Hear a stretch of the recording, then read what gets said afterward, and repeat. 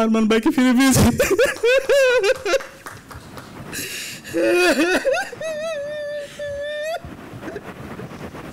আমি যদি বলি আমার সবচেয়ে খুশি সংবাদ কি জানেন? আমার সবচেয়ে খুশি সংবাদ হচ্ছে আমরা আমাদের শহীদ মীর কাসিম আলী ভাইয়ের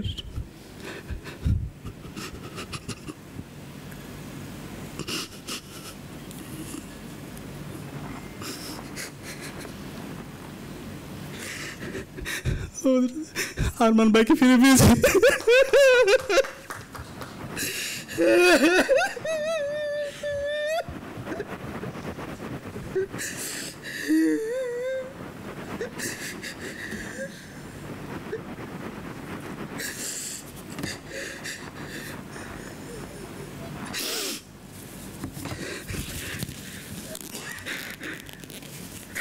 দুঃখিত।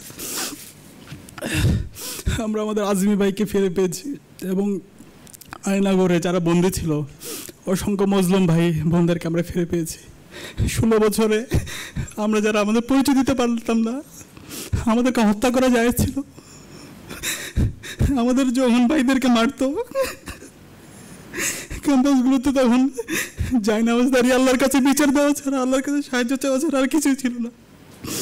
সেই জায়গায় আমরা আজাদি পেয়েছি। আজকে দেশের মুসলমানরা তাদের পরিচয় দিতে পারছে।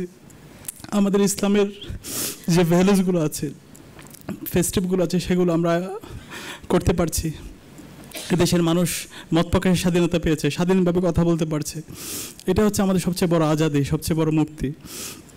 বিপ্লবের পরে অনেক বড় সুযোগ আমাদের ছিল 1 বছরে, কিন্তু আজকে আমরা যাদেরকে ক্ষমতায় বসাইছি, যারা শহীদদের রক্তের উপর বসেছে, তারা আজকে তাদের সেই শহীদদের রক্তের কথাগুলো তারা ভুলে গেছে।